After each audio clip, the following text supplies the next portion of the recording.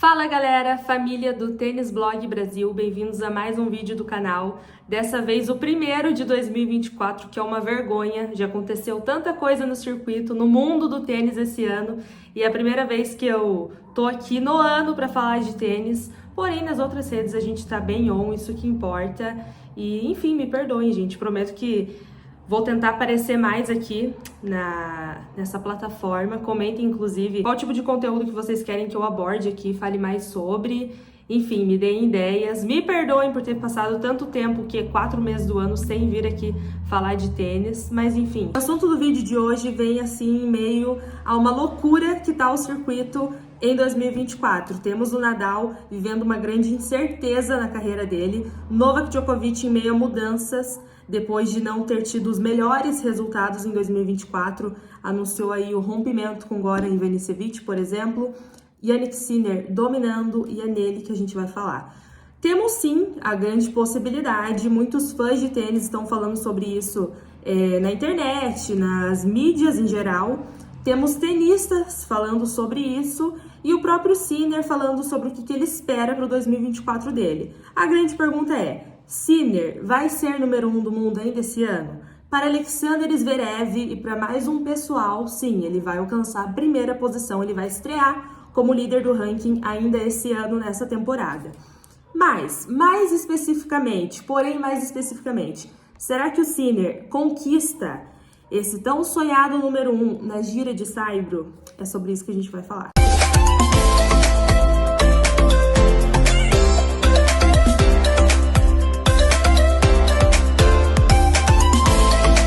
Bem, galera, vamos diretamente aos números. Nesse momento, nessa semana aqui do começo de abril, estamos na primeira semana do mês de abril, mês em que começa a gira de Saibro, Novak Djokovic, líder do ranking, tem 9.725 pontos. Em segundo lugar, Jannik Sinner com 8.710 pontos. Em terceiro, Carlos Alcaraz, 8.645. Ou seja, não sei se agora eu coloquei um 9 ou um 4 aqui, eu acho que é um 4. Muito próximo de Jannik Sinner, né? O Sinner acabou de passar, inclusive, ali a posição do Alcaraz após conquistar Miami, que era onde ele defendia a final. Aí depois a gente tem Medvedev, Zverev, Rublev, esse pessoal que não vai entrar muito no vídeo de hoje, tá? A verdade é essa. Vamos falar especificamente do quê? Aqui a gente pega os principais... É que eu tô usando um rascunho. Os principais torneios de Saibro, o que acontece? O Djoko defende o que no Saibro? Roland Garros apenas, né? Alcaraz, Masters 1000 de Madrid e Barcelona. Tem bastante ponto para defender no Saibro Alcaraz. E acho que ele chega bem forte nessa temporada, principalmente na Espanha, né? Vai estar jogando em casa, com o apoio da torcida, lutando ali, querendo ou não, lutando pelo topo, junto com Sinner e Djoko. E o Djokovic a mesma coisa, tá? Não foi para o Masters 1000 de Miami, está claramente em busca de mudanças na carreira. Então, simplesmente, os adversários principais do Sinner no Saibro, na minha opinião, vão chegar arrebentando. E aí a gente tem o Sinner no Saibro. Retrospecto de Jannik Sinner no Saibro. A gente não pode dizer que ele vai mal. Não é a melhor superfície dele, mas que ele vai mal, que ele é horrível no Saibro, que com certeza ele vai perder pontos ou não vai conquistar ponto nenhum, já é demais. Dos 13 títulos que o italiano tem, apenas um foi conquistado no Saibro, foi o Aberto de Umag no ano de 2022, onde a final ele fez inclusive contra o Alcaraz. Beleza. Aí a gente pega desde 2021. Eu peguei desde 2021 porque foi um ano ali que o Sinner começou a aparecer melhor para o circuito, né? O que acontece? Ele chega já na semifinal em Barcelona contra o Tsitsipas, perde. O Tsitsipas, vale levar em consideração que ele é um bom jogador no Saibro, né? Ele pode recuperar aí o que ele perdeu nos últimos meses, quase um ano, tá? Que eu achei que o nível do Tsitsipas deu uma caída nos últimos tempos. Mas enfim, é um bom jogador no Saibro, assim como Casper Ruud, assim como Holger Rune, talvez, Alexander Zverev. São jogadores que eu acho que podem ter um crescimento bom no Saibro, tá? Mas enfim, falando especificamente do Sinner. Fez bastante quartas de final já em torneios disputados na superfície do Saibro, né? Aí, em 2023, semifinal em Monte Carlo, onde ele perde para o Rune. Porém, em 2023, em Roland Garros, ele só vai até a segunda rodada. Então, não teve um Roland Garros muito interessante. O Sinner, que inclusive falou sobre Roland Garros em entrevistas ali pós-Miami Open, que o objetivo é Roland Garros. O principal objetivo para o campeão do Australian Open é já emendar um Grand Slam no outro, gente. Sim, o objetivo do garoto é vencer Roland Garros, mas ele concorda que é um desafio bem grande. É óbvio que existem muitas variações para a gente levar em consideração.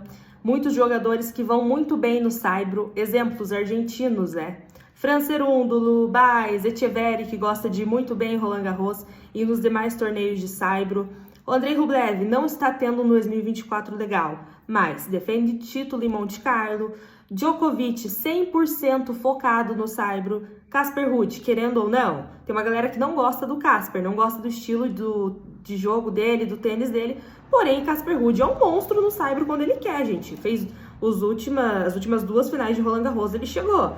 Então, existem sim coisas pra gente levar em consideração.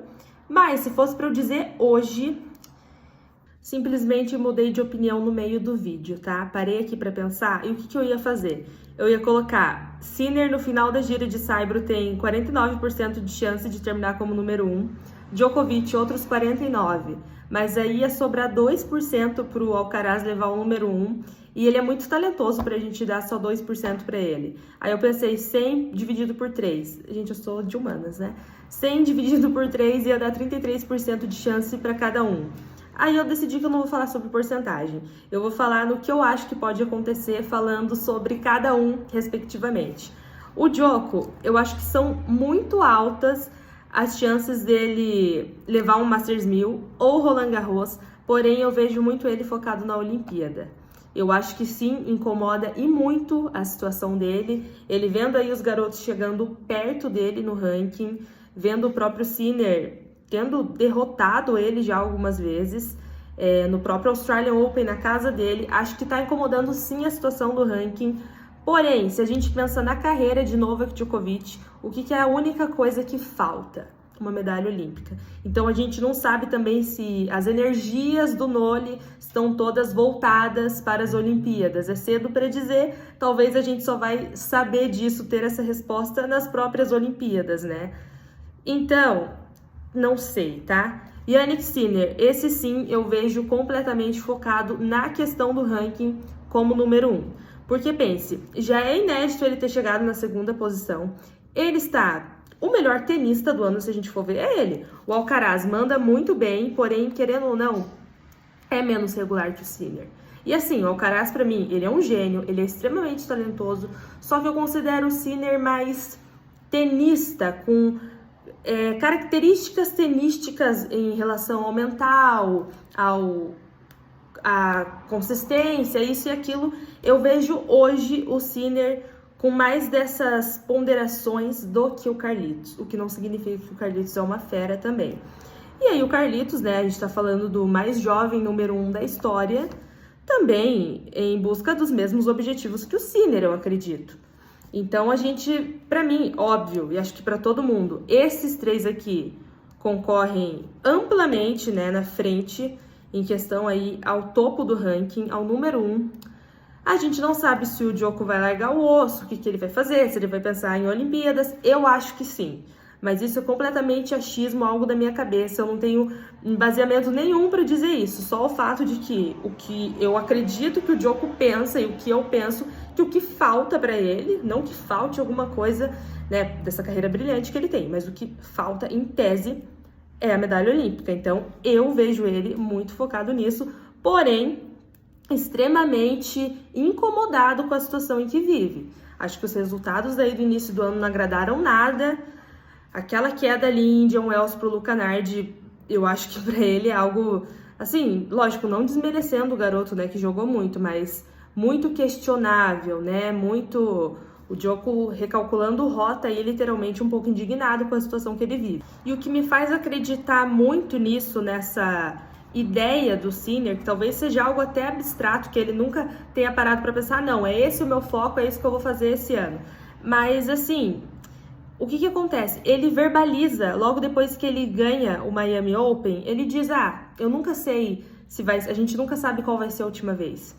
Então ele reconhece que ele chega no auge da carreira, apesar de ser muito jovem, a gente não poder ter certeza se esse é o auge, mas ele reconhece que chegou em um patamar muito alto e que, cara, tem que aproveitar. A verdade é essa, que ele tem que tentar ganhar tudo, tentar ganhar Roland Garros, tentar ganhar os Grand Slams, tentar chegar à primeira colocação do ranking, porque ele não sabe se esse nível de confiança e de tênis absurdo que ele está apresentando vai voltar, e ele está completamente correto. Se ele terá novamente esse nível, vai disputar novamente nesse alto nível, porque a gente sabe, a vida, não dá pra gente prever o que vai acontecer, o tênis é um esporte completamente incerto, a gente não sabe do dia de amanhã, então ele tá completamente correto em, tipo, garantir o dele, fazer a parte dele, ganhar o máximo de vezes possíveis, porque ele sabe que tem o Carlos Alcaraz, que tem o próprio Djoko e podem vir outros nomes, ou os nomes que estão ainda no circuito podem dar uma arrancada muito boa e ele